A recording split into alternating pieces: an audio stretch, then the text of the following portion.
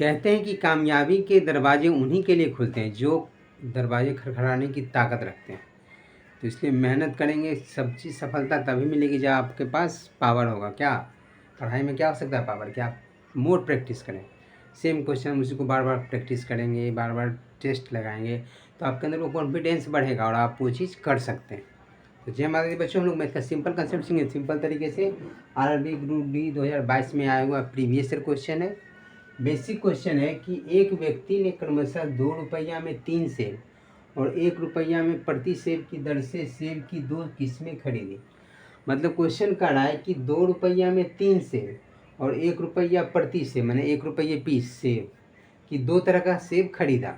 मैंने एक रुपये पीस है, एक 2 रुपया में 3 सेब, 2 गो रेट हो गया, खरीदी। यदि उसने प्रत्येक किस्म के सेब समान संख्या में खरीदे, यानी जो खरीदा सेब दोनों में समान संख्या, जैसे यहाँ अगर 3 सेब है तो यहाँ भी 3 सेब खरीदा, कहने का ये मतलब है। और यहाँ 6 सेब है तो यहाँ भी 6 सेब है। इस तरीके से दोनों टाइप का जो सेब है वो बराबर बराबर क्वांटिटी में खरीदा। फिर बोल रहा है समान संख्या में खरीदा और फिर सभी सेबों को 1 रुपये प्रति सेब की दर से बेच दिया, यानी सब जो भी सेब था वो सबको 1 रुपये प्रति सेब की दर से बेच दिया, तो उसे प्राप्त प्रतिशत लाभ ज्ञात कीजिए। सिंपल सा बात है कि प्रतिशत लाभ निकालना है। क्वेश्चन में कहा कि 2 रुपया में 3 सेब खरीदे, ये कड़ेमूल हो गया, और 1 रुपये प्रति सेब यानी 1 रुपया में 1 सेब खरीदे, ये 2 तरह का सेब है।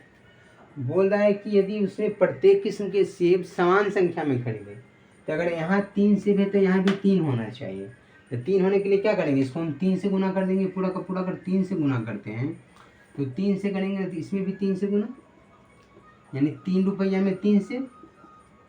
बोल सकते हैं कि 3 रुपया में 3 सेब खरीदा और 2 रुपया में 3 सेब खरीदा। तो अगर हम इस दोनों को जोड़ देते हैं तो इसको यहाँ क्या लिख सकते हैं, 3 रुपया में 3 सेब खरीद रहा है, 2 रुपया में 3 सेब, तो 3 2 5 रुपया, 3 2 5 रुपया, 5 रुपया में 3 सेब प्लस 3 सेब यानी 6 सेब खरीद रहा है।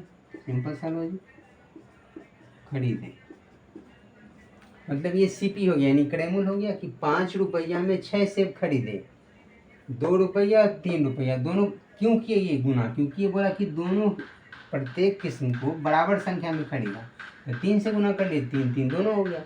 चाहे लंबा प्रोसेस नहीं करना है, बस दोनों को बराबर करने बोला, बराबर कर दिए, 3 से गुना किया।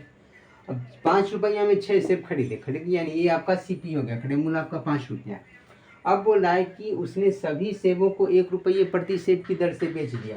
तो सेब है 6 पीस, तो 6 पीस का विक्रय मूल्य क्या हो जाएगा, विक्रय मूल्य यदि बोला जाए तो 6 पीस है, 1 रुपये प्रति सेब बेचा, तो 6 गुने 1 यानी 6 रुपया।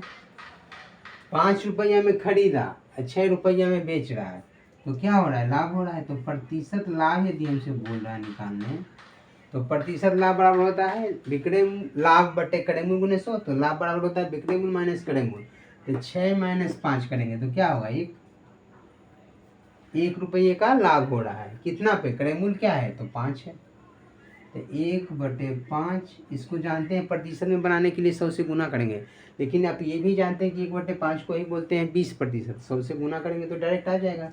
लेकिन 1/5 का अगर हम फ्रैक्शन वैल्यू याद रखेंगे परसेंटेज में कि 1/5 को ही बोलते हैं 20%, 1/5 दिखा रहा है, इससे पता चल गया कि 20% का right answer for this question.